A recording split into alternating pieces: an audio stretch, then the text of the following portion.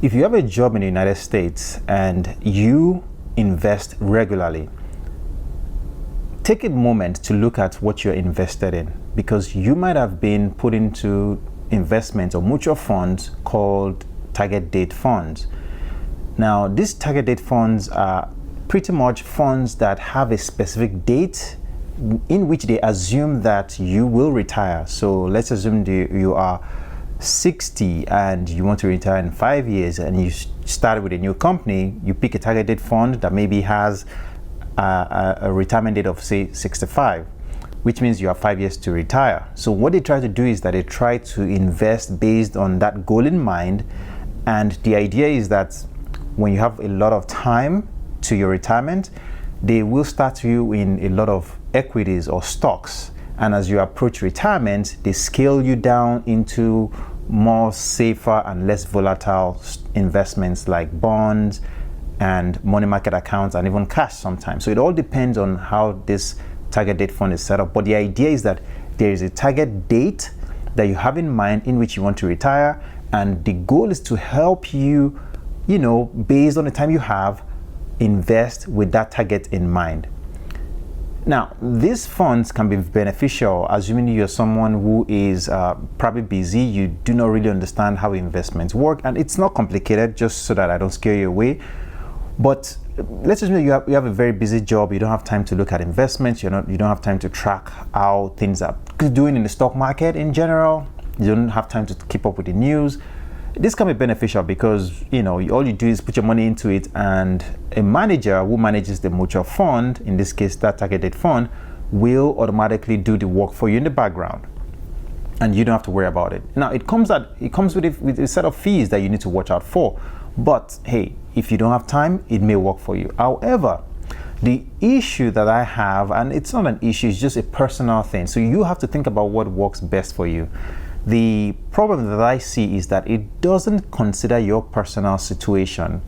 And what do I mean by that? That means not everyone, even though you may have plans to, let's say, retire from your current job at, let's say, 50 or 60, and you pick a target date fund with that date in mind, your plan may not be to retire completely and start drawing from that account. You see where I'm going with this, right? Let's assume that you have other portfolios at hand, and maybe this other portfolio a company that you worked for maybe 10 years, you've already built enough money in it. Those companies, unless you manually go in there to transfer those accounts and combine them or so, those accounts do not talk to each other, and that means that they do not see that, okay, maybe you are excessively invested in bonds here, so let's focus on equities in this current one that you have. So those considerations are not made. The idea is that they put you in a bucket of people who are going to retire at the same time as you, and they pretty much move all of you at the same pace. In this case, they sell some equities as you approach that target date, and they move you into safer equities, or I would say less volatile investments like bonds. Now, this sounds good on paper. However, like I said, it doesn't consider a personal situation, and this is where a lot of people get a bit burnt, because before you realize this mistake, and it's not a mistake, before you realize this error on your part, time has gone. And remember, the key thing to investing is time.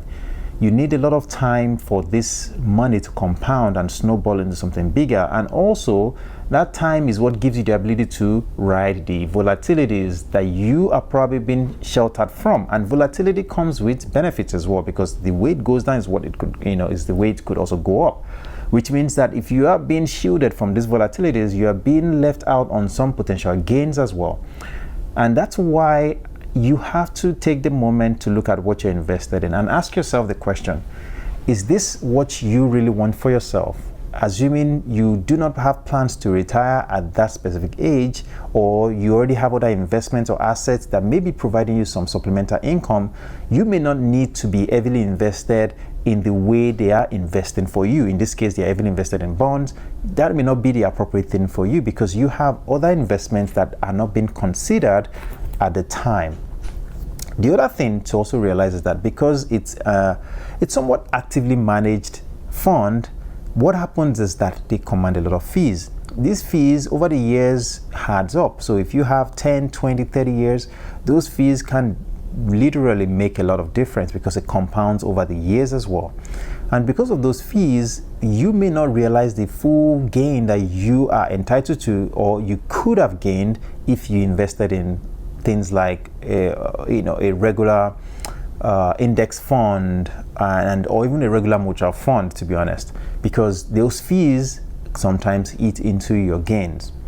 Now, what do you do with this information? The reality is that if you do nothing with this information, then you've probably not gained anything from this video. But one thing I want you to understand is that if you have a 401k or a company-sponsored retirement account, you may want to go in there to look into what investments your money goes into. Yes, you are doing the right thing by contributing the match that your company matches, right? So if it's 3%, if it's 5%, if it's 6%, whatever the match is, you're doing that already. But let's also go back into to know what your company or what that fund is. What kind of fund are you invested in? If it's a target date fund, ask yourself, is this what is suitable for you? If it's not, don't hesitate to switch into something that is more broad, maybe like an index fund, a total stock market fund, things that gives you more exposure and doesn't limit you to just the specific goal in mind or a date in mind, which in reality may not be appropriate for you, because you may have plans to, let's say, step away from your work or retire from a 9-to-5, but you may still want to have other jobs. You may still want to do something to keep yourself going, which means you do not need to start drawing from that retirement account. Or you may have other retirement accounts that you will benefit from once you retire, right? Once you reach the mandatory age, you may be able to start drawing from them. And these other accounts, you probably wanted to have the maximum exposure to equities because you have the ability to capture the market gains and let it compound over time. So these are all questions that you have to look into yourself. It is something that is personal. It is just like they call it personal finance. It is the reason why it's called personal finance, because you have to be able to look into this yourself and ask yourself, what is the best thing for me based on the amount of time I have, based on the plans I have? Of course, your plans can change. If your plans change, yes, we need to make changes. But the worst thing is to realize after 15, 20 years, and then you see that most of your money is packed into, let's say, bonds, and you realize that bonds haven't really done well in the past 5-6 years because of the way interest rates has been fluctuating, right? Or you realize that your money is in a money market account making 4% when inflation itself is about 3.4% currently. And guess what? You have only beaten inflation by maybe 6.6%. All of that, right, can be things that you can't undo once time is gone.